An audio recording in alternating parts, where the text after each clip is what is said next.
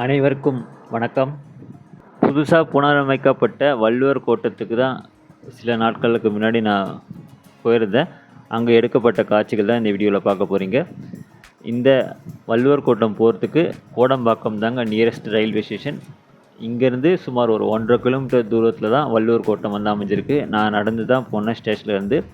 In case உங்களை நடக்க முடியலனா கோடம்பாக்கம் ஸ்டேஷன்லேருந்து ஆர்காட் ரோடு வந்துட்டிங்கன்னா அங்கேருந்து பஸ் ஃபெசிலிட்டி நிறையவே இருக்குது. 37, 25 இந்த வழித்தடங்கள் போகிற பஸ் எல்லாம் வள்ளுவர் கோட்டம் வழியாக தான் போகும். ஒரு 2 ஸ்டாப்பு தாண்டி தான் Valluvar Kottam.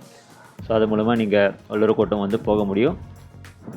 Once Kodambakkam metro station வேலைகள் முடிஞ்சு மக்கள் பயன்பாட்டிற்கு திறந்து வச்ச பிறகு மெட்ரோ ட்ரெயின் மூலமாகவும் வள்ளுவர் கோட்டம் போக முடியும். நியரஸ்ட் மெட்ரோ ஸ்டேஷன் வந்து கோடம்பாக்கம் மெட்ரோ ஸ்டேஷன் தான் வள்ளுவர் கோட்டம் போகிறதுக்கு. நிறைய புது வசதிகள் வந்து இந்த வள்ளுவர் கோட்டத்தில் அமைச்சிருக்காங்க. முக்கியமாக சொல்லணுன்னா குறள் மாடம்னு ஒரு பகுதி இருக்குது. முதல் தளத்தில் அதில் 1330 திருக்குறளும் டிஸ்பிளே போர்டில் வச்சுருக்காங்க. முதல் திருக்குறள் அகர முதல எழுத்தெல்லாம் ஆதி பகவான் முதற்றே உலகு, அந்த திருக்குறள் தொடங்கி கடைசி திருக்குறள் 1330 திருக்குறளும் அந்த டிஸ்பிளே போர்டில் திருக்குறள் அதோட விளக்கத்தோடு வச்சுருக்காங்க. அது நல்லாயிருக்கு பார்க்குறதுக்கு. கேஃபிடீரியா அந்த பகுதி வந்து அமைச்சிருக்காங்க. ரெஸ்ட்ரூம் இருக்குது. லிஃப்ட் ஃபெசிலிட்டி அமைச்சிருக்காங்க. ஈவினிங் டைமில் அந்த தேர் மாதிரி இருக்கிற பகுதியில் light and sound show, musical fountain அந்த வசதிலாம் வந்து அமைச்சு கொடுத்துருக்காங்க. ஸோ இந்த லைட் அண்ட் சவுண்ட் ஷோ நீங்கள் பார்க்கணுன்னா ஈவினிங் டைம் ஒரு 6:30 மணிக்கு மேலே போனீங்கன்னா பார்க்கலாம்.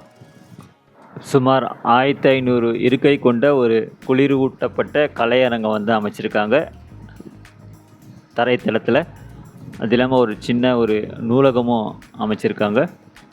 2 வீலர் கார் பார்க்கிங்கான வசதியும் இருக்குது. ஸோ இந்த மாதிரி பல வசதிகள் வந்து இந்த வள்ளுவர் கோட்டத்தை மேம்படுத்தி கடந்த மாதம் வந்து மக்கள் பயன்பாட்டிற்கு திறந்து வச்சுருக்காங்க.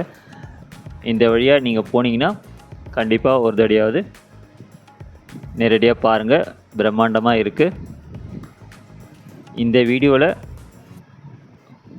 அரசியல் சார்ந்த கருத்துக்கள் எதுவும் சொல்லாமல் நீங்கள் தவிர்த்திங்கன்னா நல்லாயிருக்கும். ஏன்னா இந்த வள்ளுவர் கோட்டம் வந்து நம்முடைய தமிழ் மொழியின் பெருமையான திருக்குறள் எழுதிய திருவள்ளுவருக்காக அமைக்கப்பட்ட ஒரு வரலாற்று சிறப்புமிக்க இடமா தான் இதை நான் பார்க்குறேன். ஸோ அதேமாரி நீங்கள் அரசியல் கருத்து சொல்லணும்னு நினைக்கிறவங்க தயவுசெய்து இந்த வீடியோ பார்க்கறத வந்து தவிர்த்துருங்க. இந்த தலைமுறை மட்டும் கிடையாது, எதிர்கால தலைமுறைக்கும் திருக்குறள் பற்றி தெரியணும்னு நினைக்கிறவங்களுக்கு ஒரு வரலாற்று சிறப்புமிக்க இடமா தான் இந்த வள்ளுவர் கோட்டத்தை நான் பார்க்குறேன். இதுக்கு மேலே பேசி போர் அடிக்க விரும்பலை. நீங்கள் லைவ் வீடியோ பாருங்கள். கண்டிப்பாக உங்களுக்கு ஒரு புதுமையான அனுபவத்தை கொடுக்கும். நீங்கள் நேரில் போய் பார்த்தீங்கன்னா. நன்றி, வணக்கம்.